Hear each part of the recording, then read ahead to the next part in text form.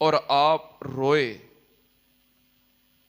मैं तुहाडे सामने जिक्र कीते ने।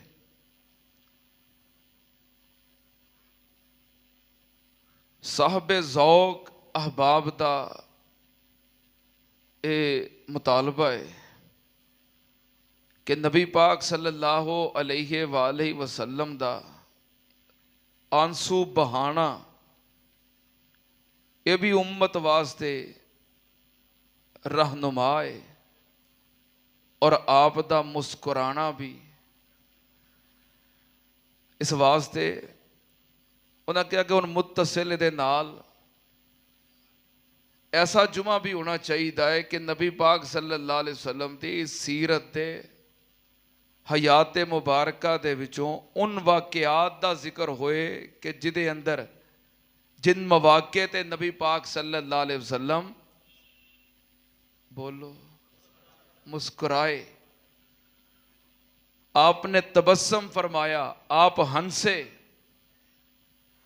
क्योंकि नबी पाक सल्लल्लाहु अलैहि वालैहि वसल्लम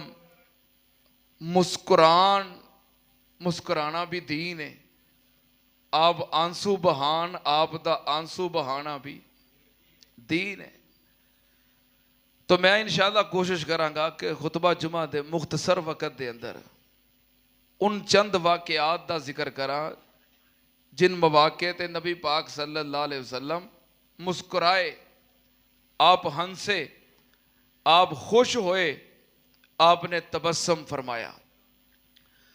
क्योंकि नबी पाक सल्लल्लाहु अलैहि वसल्लम दी सीरत दे ये दो पहलू बड़े नुमाया ने।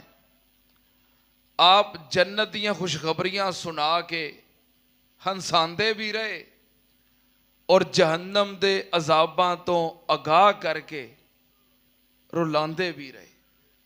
ये आप दी सीरत दे नुमाया पहलू ने।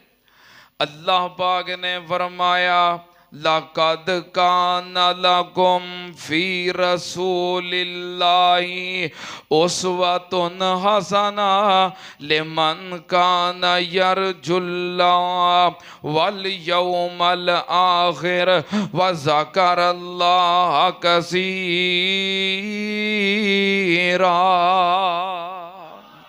नबी पाक सल्लल्लाहु अलैहि वसल्लम दी सीरत तैयबा हयात मुबारका आप दी उम्मत वास्ते कामिल नमूना है, उसवा हसना है।